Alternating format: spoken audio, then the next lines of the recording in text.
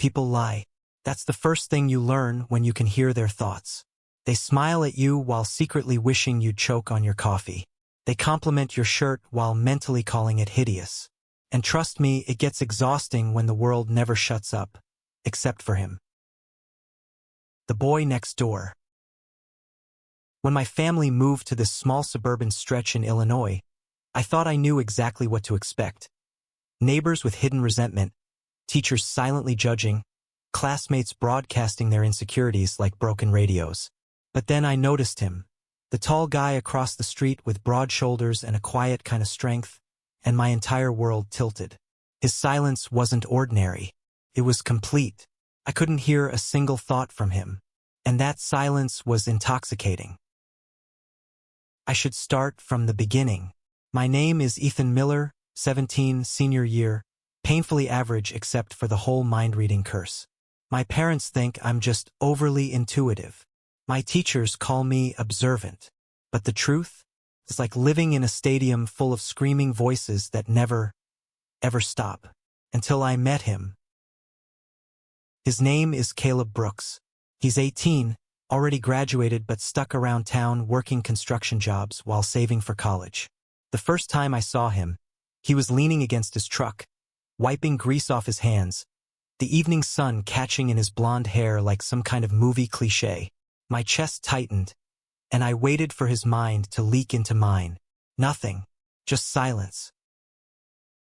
Do you have any idea what silence feels like when your whole life is noise? Like stepping into a cathedral after years of chaos. Like finally breathing after being underwater too long. And yeah, maybe I stared too long that first day. Maybe he caught me. Maybe I wanted him to.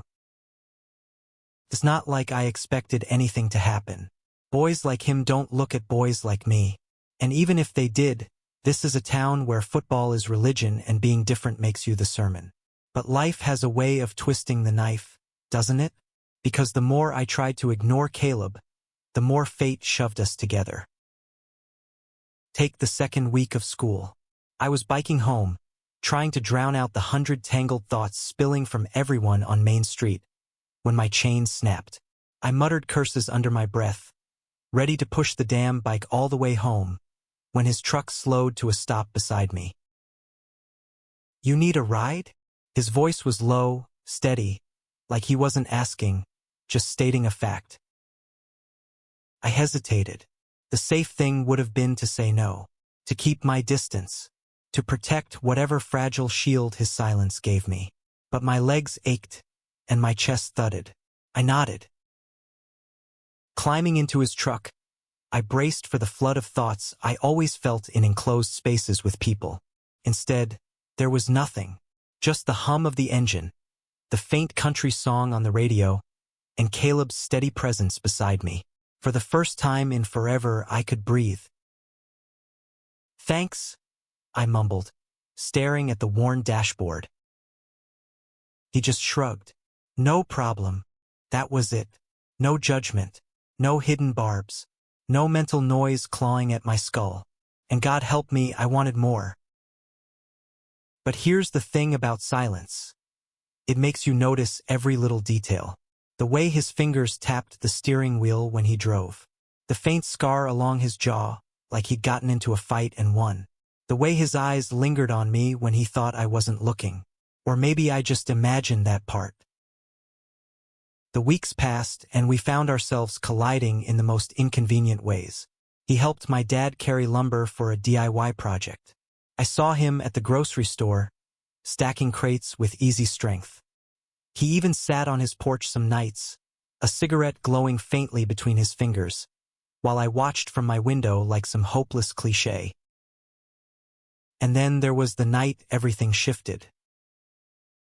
It was late September, the kind of crisp evening where the sky looks bruised purple and the air tastes like firewood smoke.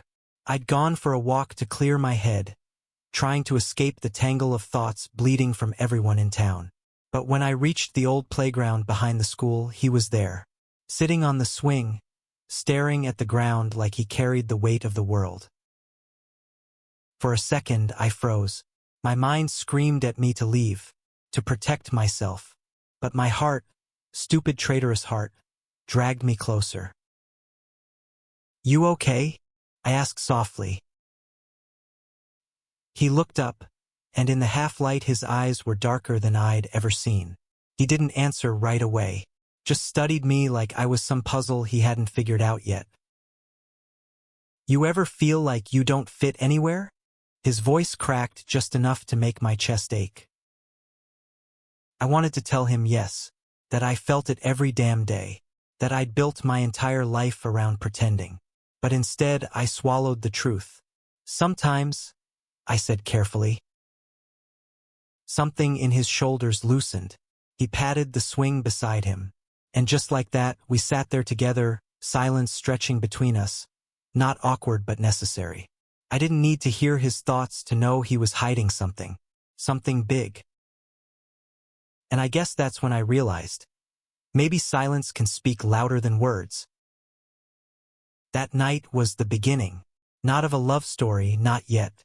More like the slow unraveling of everything I thought I knew. Because Caleb wasn't just a boy I couldn't read. He was a boy carrying secrets heavy enough to break us both. And I was already in too deep to walk away. Caleb didn't say much that night, but I didn't need him to. I sat beside him on that old swing, the chains squeaking every time I shifted, the air cool against my face. He kept his gaze low, watching his boots drag lines in the dirt. The strangest thing was how safe I felt. No voices, no noise clawing through my skull, just the creak of swings and the sound of our breaths in sync. "You're different, you know," he said suddenly. I froze. "Different how?" He shrugged, his eyes flicking toward me before darting away. "Most people here, they put on a show. You don't." I wanted to laugh because if only he knew. I spent every day of my life pretending. Pretending I didn't hear people's ugliest thoughts. Pretending I wasn't drowning in everyone else's secrets. Pretending I was just like them. But instead of saying that, I whispered, "Maybe I'm just better at hiding it." Something flickered across his face, recognition maybe, like he knew exactly what I meant. We didn't talk much after that. But when I went home that night, my chest felt like it had been cracked open and stitched back together with something fragile and new. The days that followed blurred into routine. School, homework, noise, always the noise. Kids worrying about college applications, teachers silently hating their jobs, parents stressed about bills. I walked through it all like a ghost.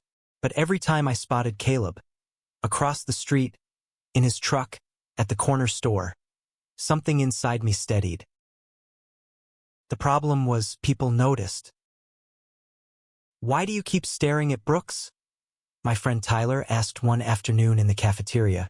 His voice was casual, but his thoughts screamed, "Don't tell me you're into him. God, don't be that guy." I forced a laugh, pretending I hadn't heard the fear behind his words. "I'm not. He just lives across the street. Hard not to notice him." Tyler smirked, but his mind kept churning. "Weird kid. Always was. Better not bring that stuff around me." And there it was, the reminder. No matter how badly I wanted to lean into the silence Caleb gave me, the world outside was loud with judgment. One evening, I was walking home from the library when I heard raised voices near the gas station. My stomach dropped when I spotted Caleb, cornered by two older guys. Locals, the kind who wore baseball caps too low and smelled like beer. "You think you're better than us, Brooks?" one sneered. Caleb's jaw tightened. "I don't think about you at all." I stayed hidden, watching. My gift or curse kicked in immediately. Their thoughts spilled into me like poison. "He thinks he's too good, acting all quiet like he's hiding something." Maybe he is hiding something. Bet he's one of those queers. The word stung even though it wasn't aimed at me directly. My fists clenched, my throat dry. Caleb stood tall, but I saw it.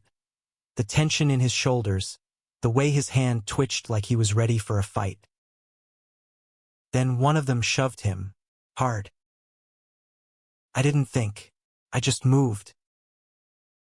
Hey! I shouted, stepping out of the shadows. My voice cracked, but it got their attention. Leave him alone. They turned toward me, sneers curling. Look at this kid. Skinny. Useless. Probably the same as him. One of them laughed. Oh look, his boyfriend showed up. Heat flooded my face. My stomach flipped. But before I could respond, Caleb stepped forward, his voice like steel. He's not my boyfriend, and if you touch him, you'll regret it. Something in his tone, calm, deadly, made them hesitate. After a tense pause, they spat on the ground and stalked off, muttering curses. The silence that followed was louder than any noise I'd ever heard. You didn't have to do that, Caleb said finally, his voice low. Neither did you.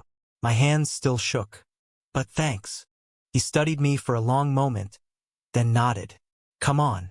I'll walk you home. That night, lying in bed, I couldn't stop replaying the scene. The way those guys had looked at him, the words in their minds, the possibility that they weren't wrong. And for the first time, I let myself wonder, what was Caleb hiding? The answer came sooner than I expected. It was a Friday night, the air crisp with early October chill. I was on my porch, pretending to read but really just waiting for him to come outside. When he finally did, he didn't notice me. He walked straight to his truck, slamming the door harder than usual. His face was set, his movements sharp. Curiosity gnawed at me. Against better judgment, I followed. His truck rumbled down back roads, past the fields, until he pulled up near the old train tracks. He got out, pacing, running his hands through his hair like he was unraveling. I stayed back, hidden in the trees, guilt heavy in my chest. I shouldn't have followed. But then his voice cut through the night. God, I can't do this anymore, he muttered, his words raw. I strained to hear, but it wasn't just his voice I caught. It was silence. Still silence. No thoughts bleeding into me. No answers. Just the void that was him. And maybe that was what broke me, because in that silence, I realized how desperately I wanted to know him, to understand him, to be the person he didn't have to hide from. But how do you reach someone who won't let you in? The next day he avoided me. No wave when he left his house. No nod when we crossed paths. Just distance. I tried to push it aside, but the noise from everyone else grew unbearable. Tyler's thoughts buzzing about the homecoming game. My teacher's irritation about grading papers. My mom's constant worry over bills. Pressed on me until I thought I'd suffocate. Finally, I snapped. I marched across the street and knocked on Caleb's door. He opened it, surprise flashing in his eyes. We need to talk, I blurted. He hesitated, then stepped aside. Inside, his house was quiet. Too quiet. No family pictures, no clutter. Just bare walls and a couch that looked older than both of us. I turned to him, my chest heaving. Why are you shutting me out? His jaw tightened. Because it's safer. For who? For you, he said, his voice breaking. My heart slammed against my ribs. You don't get to decide that. He stared at me, torn. And then, in a voice so low I almost missed it, he whispered, You don't understand. If people knew, if they found out. I stepped closer, my voice trembling. Then let me understand. Let me in. For a moment, I thought he'd push me away again. But something in him cracked. His shoulders slumped, his eyes burning with something between fear and longing. And though he didn't say it outright, I knew. I saw it in the way he looked at me, like I was both the danger and the salvation. And God help me, I wanted to be both. That was the moment everything shifted. Because secrets, once cracked open, have a way of spilling everywhere. And Caleb's secret was about to drag us both into a storm we weren't ready for. Caleb didn't open up that night. Not fully. The words hovered at the edge of his lips, his chest rising and falling with everything unsaid. But in the end, he shook his head and muttered, "You don't want to know." I wanted to scream that I did, that I wanted to know everything. But something in his voice stopped me. It wasn't rejection, it was protection. He wasn't pushing me away because he hated me. He was pushing me away because he was afraid of what it would do to me if I stayed close. And still, I stayed. Over the next week, I noticed changes. Subtle ones. Caleb seemed tired, distracted. His shifts at the construction site stretched later. His steps heavier when he dragged himself home. Sometimes he sat on his porch, cigarette glowing in the dark, staring at the street like it held answers. Other times, he was gone for hours, his truck disappearing down those same back roads. The whispers around town started to pick up. At the diner, he's too quiet. You know what that means. At the gas station, Brooks is hiding something. No one works that hard just to save for college. At school, I saw him looking at that Miller kid. Weird, right? Couldn't shut it out. The noise flooded me, twisting my stomach with dread. Small-town gossip was poison, and I knew too well how quickly it spread. One afternoon, I found Caleb sitting in his truck, parked outside the convenience store, head resting against the steering wheel. He didn't see me at first. His hands were trembling. I knocked gently on the window. He startled, then rolled it down. "You okay?" I asked. He laughed, but it wasn't real. "Yeah, just tired." But the lie was too heavy on his tongue. I stepped back, frustration burning in me. "You don't get it, do you? I don't care what it is. I can't stand watching you tear yourself apart." He stared at me, eyes dark, unreadable. Then, without warning, he shoved the door open and got out. He was taller up close, his presence pulling me in like gravity. "You think it's that simple?" His voice was sharp now, cutting. "That I can just spill everything and magically it'll be fine? This isn't some TV drama, Ethan. People around here, they'll destroy you if you give them a reason." The words lodged in my chest, but I forced myself to meet his gaze. "Then let them come for me. I don't care. I'd rather face them than lose this." The silence that followed was thick, charged. His jaw clenched, his hand twitching like he wanted to reach for me but didn't dare. Finally, he shook his head, stepping back. "You don't know what you're asking," he whispered. Then he climbed back into his truck and drove off, leaving me standing there with my heart split wide open. That night I couldn't sleep. The voices in my head, everyone's fears, judgments, desires. They clawed at me until I thought I'd scream. And beneath it all, one truth pressed harder than the rest. Caleb was drowning, and I was the only one who could hear the silence. I had to find a way to reach him. The chance came sooner than expected. It was the night of the homecoming game, the whole town buzzing like a hive, the bleachers packed with parents and students, voices roaring in my skull. I sat alone near the back, trying to block out the flood. Tyler was somewhere in the crowd, his thoughts spilling with the usual mix of football glory and quiet homophobia. But then I saw him, Caleb. He stood off to the side of the field, hands shoved in his jacket pockets, his face unreadable. He didn't belong there, not really. He wasn't part of the noise. He was the silence I craved. I made my way toward him, weaving through the crowd, my pulse hammering. "You hate football," I said when I reached him. His lips twitched, almost a smile. "And you hate crowds.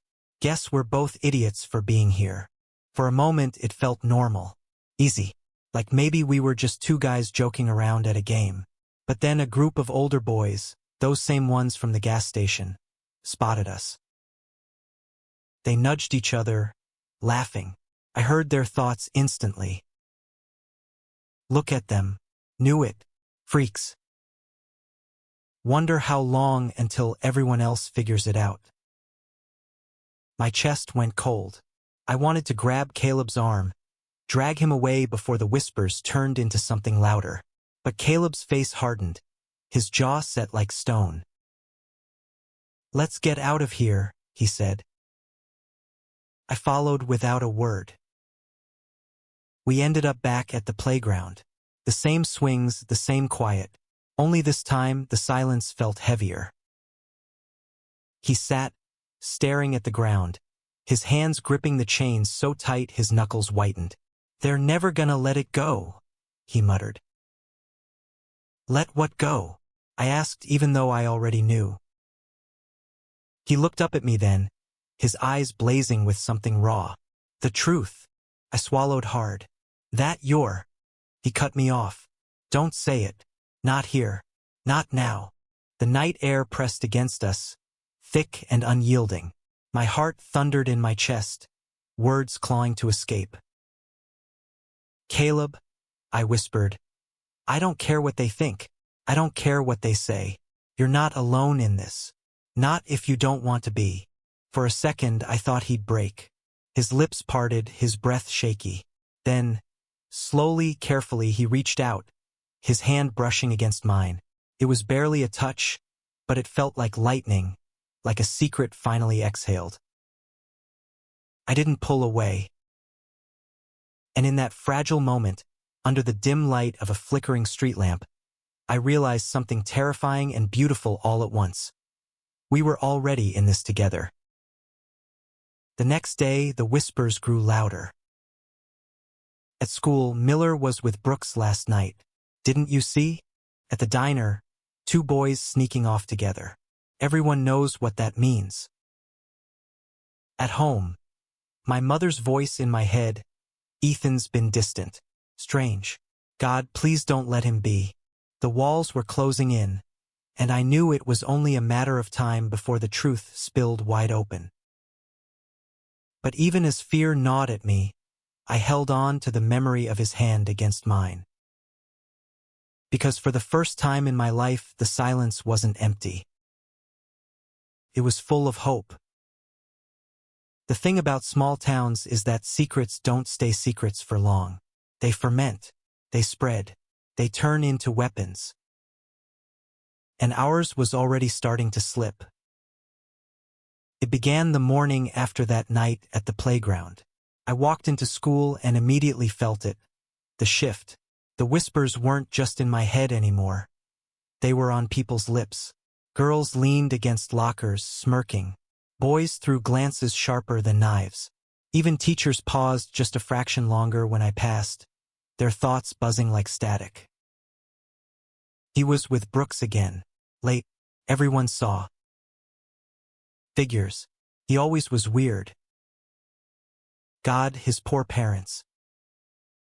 I tried to keep my head down, to let the storm roll past, but the noise was suffocating.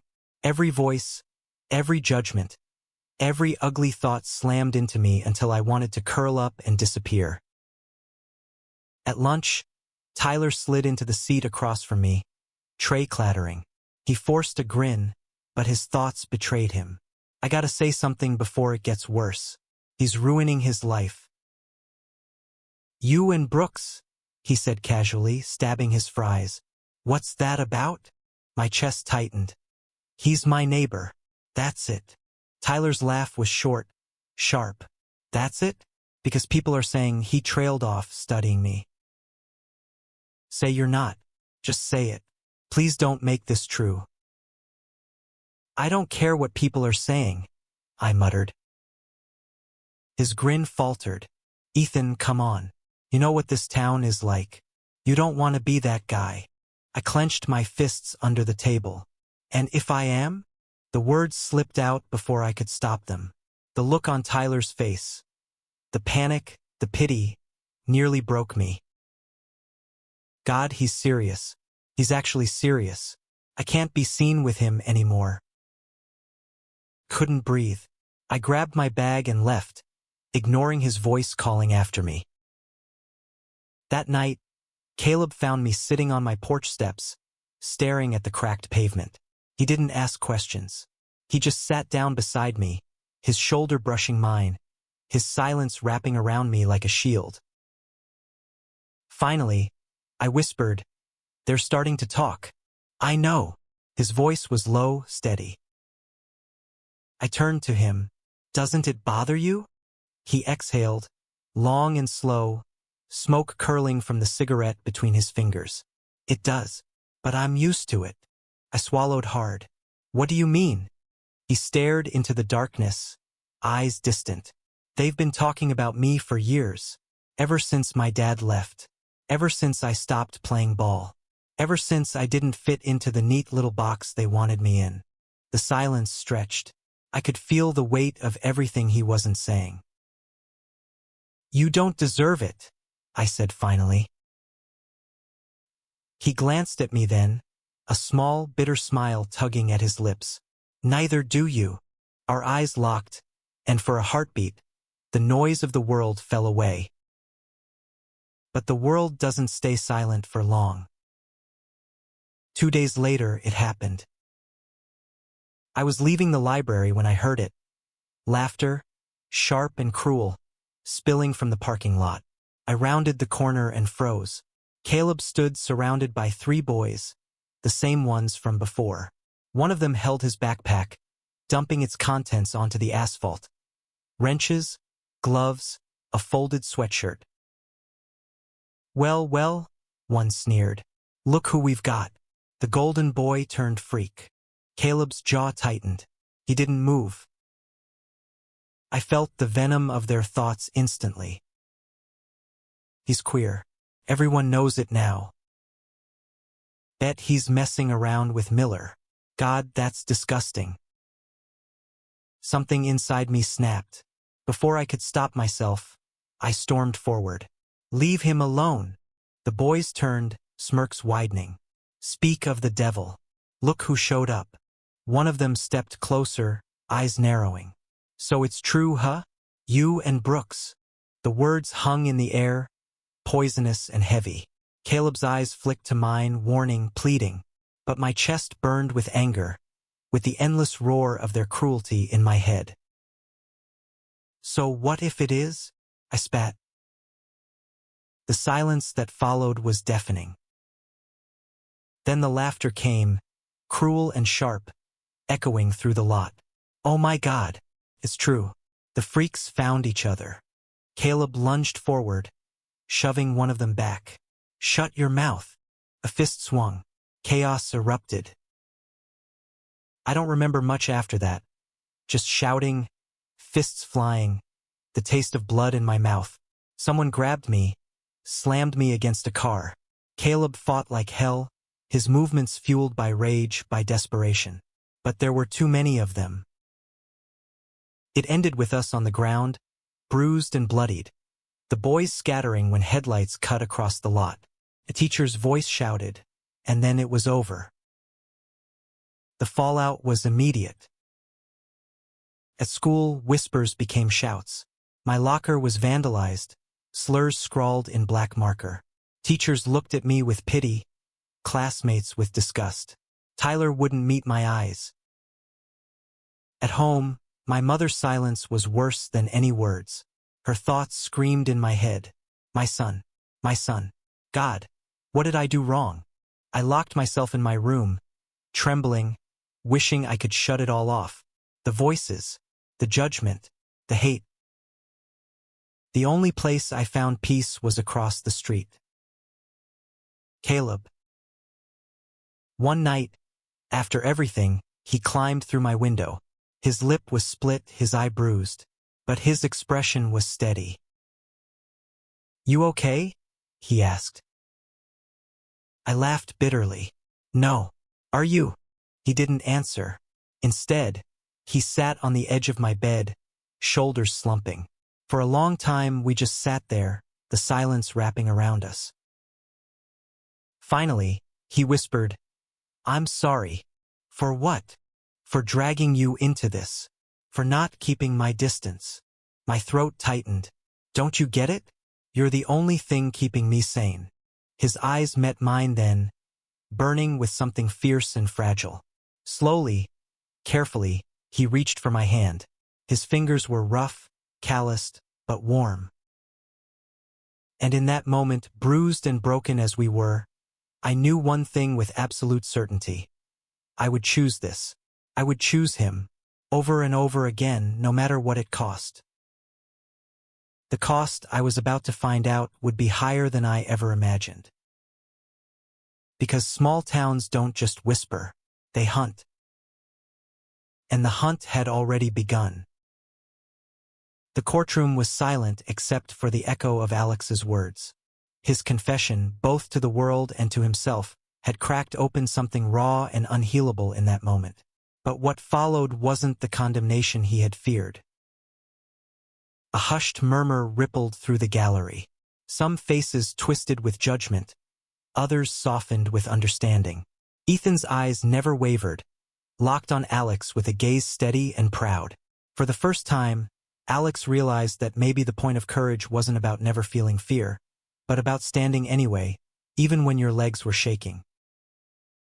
When the gavel finally struck, when the heavy weight of procedure gave way to the aftermath, Alex walked out of that courthouse not as the boy who hid but as a man who stood in his truth. Yet freedom wasn't instant. The days that followed were brutal. Reporters lingered outside his building. Anonymous notes slipped under his door, some cruel, others strangely supportive. At work, whispers followed him, not unlike the psychic noise he'd endured all his life. Only now, he couldn't hear the words, but he could see the way lips tightened. Glances darted, conversations halted when he entered a room. And through it all, Ethan was there. Sometimes he stayed silent, simply present. Sometimes he cracked a joke that sliced through the heaviness like a knife through fog. And sometimes he kissed Alex so deeply it made every storm quiet, every wound mend, every piece of him feel whole again. But there was still one ghost left unchased, Alex's father. He hadn't spoken to him in months, not since their last violent argument. But when Alex's mother reached out, voice trembling, saying his father was sick, that maybe time was running short, Alex knew he couldn't avoid it forever. Ethan offered to go with him, but Alex shook his head. This is mine to face. If I want to heal, I have to look him in the eye. The drive back to his childhood town was suffocating. Every familiar road sign was a needle pricking his chest. Every mile closer was a regression, a tug backward into the boy who once flinched under disapproving eyes. When he finally walked into that hospital room, the air smelled of antiseptic and stale fear. His father looked smaller, weaker, tethered to machines that hissed and beeped. The man who once towered over him now seemed almost fragile. For a long while, neither spoke. Then his father's cracked voice cut through. You made a fool of this family. The old wound ripped open. Alex's instinct was to lash back, to scream, to let years of pain spill out like venom. But then Ethan's face flashed in his mind. The way he had believed in him, stood by him, loved him even in Alex's worst moments. So instead of venom, Alex let honesty flow. Maybe I did. Maybe I've been a disappointment. But I'm done apologizing for who I am. I love a man, and he loves me back. You don't have to understand it. You don't even have to accept it. But it's real, and it saved me. His father's eyes flickered. Anger, confusion, then something else, something unspoken. His lips parted, then closed again. Finally, with a rasp like sandpaper, he whispered, Your mother always said you were different. I thought I could change it. Maybe I was wrong. It wasn't an apology. Not fully, but it was a crack in the wall. And for Alex, it was enough to step through. When he left that hospital, the sun was setting in streaks of gold and crimson. Ethan was waiting in the car, leaning against the hood like some kind of cinematic dream, arms folded, eyes scanning the horizon until they landed on Alex. Hey, Ethan said softly. And Alex, with tears clinging to his lashes but a strange lightness in his chest, replied, "Hey!" The ride back was quiet but not heavy. Their hands found each other in the space between, fingers weaving together, an anchor and a promise. Months later, life didn't magically transform into a fairy tale. The world was still sharp-edged, full of prejudice and challenge. But Alex no longer walked it alone. Together, they built a life that was theirs, messy, beautiful, and real. The whispers Alex had once drowned in now felt distant, muted. He realized it wasn't the world that had gone silent. It was that he no longer needed to listen. One evening, they sat on the roof of their apartment building. The city sprawled beneath them, stars faint but stubborn in the polluted sky. Ethan had his guitar, strumming lazy chords that melted into the night air. "Do you ever think," Alex began, voice quiet, "that maybe this was always how it was meant to be? That somehow, every pain, every fight, every scar, it was all leading here?" Ethan looked at him, eyes reflecting both the starlight and something brighter. "No," he said simply. "I don't think it was fate. I think it was you. You fought your way here. You chose this." You chose US. Alex smiled, a tear slipping free, though his heart felt stronger than it ever had. He leaned in, kissed Ethan slow and sure, and when they pulled back, his chest was a steady drumbeat of peace. For the first time, Alex understood. The power he had feared, the silence he had resented. It wasn't a curse. It was a gift. To not hear the chaos of others meant he could finally hear his own truth. And that truth was loud, undeniable, and beautiful. "I love you," he said. Ethan's grin was immediate, boyish, unstoppable. "I know, and I love you too. Always." They sat there until the night deepened, until the city lights blurred into constellations of their own. The world below was still harsh, still unkind in places. But up here, in their small universe, love was louder than whispers, stronger than fear, and infinite in its reach. And Alex knew, without doubt, that he was finally home. Thank you for listening. If you find it interesting, please like and subscribe to follow the next stories.